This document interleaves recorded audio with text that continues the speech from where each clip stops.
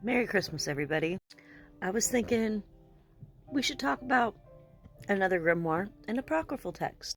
Now, because it's Christmas, I'm going to go ahead and do Apocryphal Book, the Book of Mary.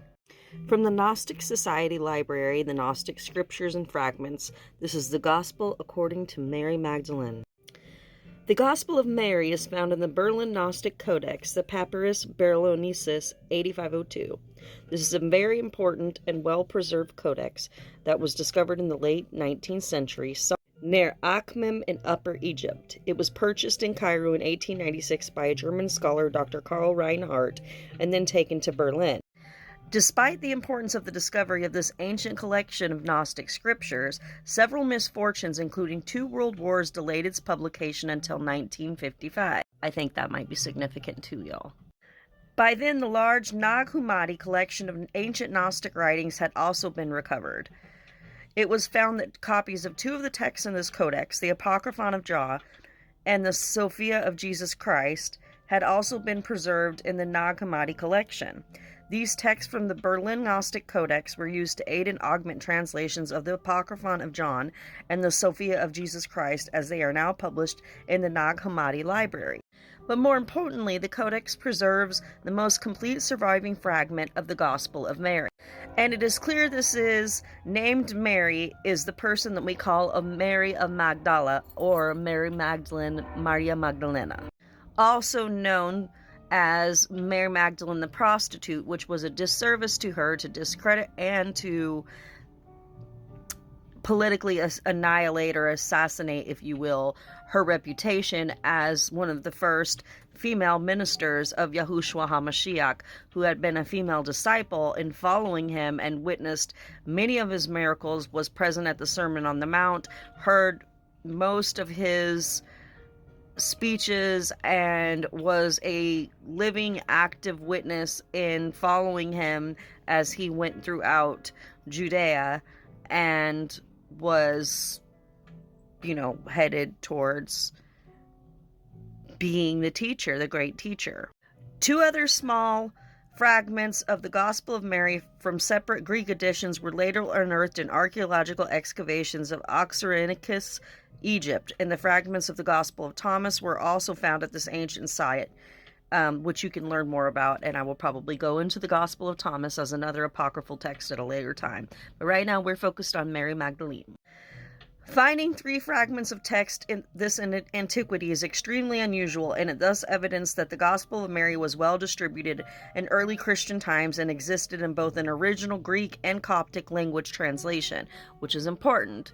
Meant that it had been gotten around, and it was something that they wanted to be available to multiple different languages and peoples. Unfortunately, the surviving manuscript of the Gospel of Mary is missing pages 1 through 6 and pages 11 to 14, pages that included sections of the text up to chapter 4 and portions of chapter 5 to 8. The extant text of the Gospel of Mary, as found in the Berlin Gnostic Codex, is presented below. The manuscript text begins on page 7 in the middle of a passage. Starting with chapter 4, the Gospel according to Mary Magdalene. Reminders that pages 1 to 6 of the manuscript containing chapters 1, 2, and 3 are lost, and the extant text starts on page 7. Will matter then be destroyed or not? The Savior said all nature, all formations, all creatures exist in and with one another, and they will be resolved again into their own roots. For the nature of matter is resolved into the roots of its own nature alone. He who has ears to hear, let him hear. Peter said to him, since you have explained everything to us, tell us this also. What is the sin of the world? The Savior said, there is no sin, but it is you who make sin when you do things that are like the nature of adultery, which is called. That is why the good came into your midst, to the essence of every nature, in order to restore it to its root. Then he continued and said, that is why you become sick and die, for you are deprived of the one who can heal you. He who has a mind to understand, let him understand.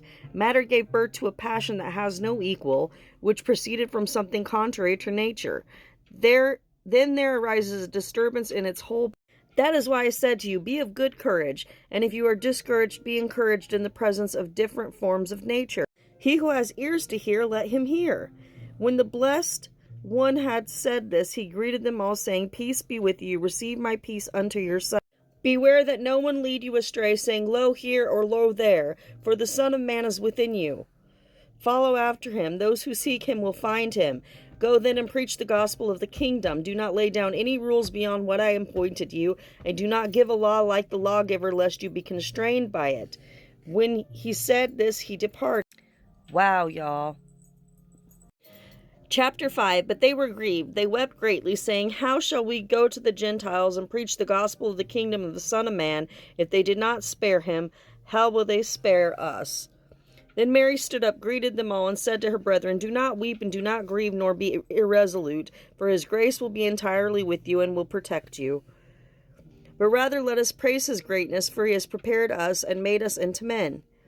When Mary said this, she turned their hearts to the good, and they began to discuss the words of the Savior. Peter said to Mary, "Sister, we know what the Savior loved you more than the rest of the woman. Tell us the words of the Savior which you remember, which you know, but we do not, nor have we heard them." Mary answered and said, "What is hidden from you I will proclaim to you." And then she began to speak to them these words. She said, "I saw the Lord in a vision, and I said to him, Lord, I saw you today in a vision." He answered and said to me, "Blessed are you that you did not waver at the sight of me, for where the mind is, there is the treasure." I said to him, "Lord, how does he who sees the vision see it? Through the soul or through the spirit?" And the Savior answered and said, "He does not see through the soul nor through the spirit, but the mind that is between the two, that is what sees the vision, and it is." And so, of course, it goes on a little bit more, but I want to show you guys a couple of more. The Apocryphal writings on the life of Mary.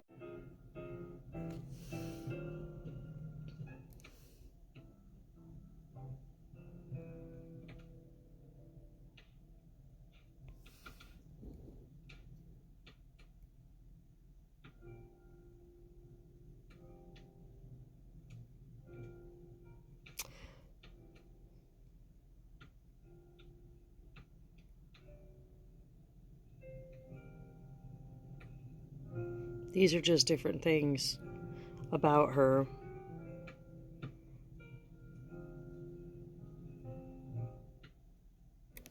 The Gospel of Mary is an early Christian text discovered in 1896 in 15th century papyrus codex written in Sahidic Coptic. The Berlin Codex was purchased in Cairo by German diplomat Karl Reinhardt. Although the work is popularly known as the Gospel of Mary, it is not classified as a gospel by most scholars, who restrict the term gospel to texts primarily focused on recounting the teachings and or activities of Jesus during his adult. Which, after just reading some of it, is what she was doing, was it not? So, again, this is a fallacy on behalf of people and powers that did not want to necessarily allow a woman's perspective to be part of canonical text. And see here, it says, arguments in favor of Mary Magdalene are based on her status as a known follower of Jesus, her appearance in other early Christian writings. She is mentioned as accompanying Jesus on his journeys and is listed in the Gospel of Matthew as being present as crucifixion, and along with the other Mary being the first to see the risen Lord. In the Gospel of John, she was recorded as the sole witness of Jesus' resurrection. That's important. Mary Magdalene having been the first person to see him, because she went with Mary, his mother, to go to his tomb to do things for preparation, and they were in mourning, of course. And that was when they discovered that the rock had been rolled away that was in front of his tomb. So Mary Magdalene was obviously someone incredibly important to him, and she was one of the disciples. But when we name the disciples, we usually only name the men, and we don't pay or give her much credence, which is a fallacy, because obviously she was very important, and there was even a gospel that she wrote that has been found. So there's your guys' apocryphal text for tonight, the Gospel of Mary Magdalene. And I hope you guys all have a Merry Christmas until the next time.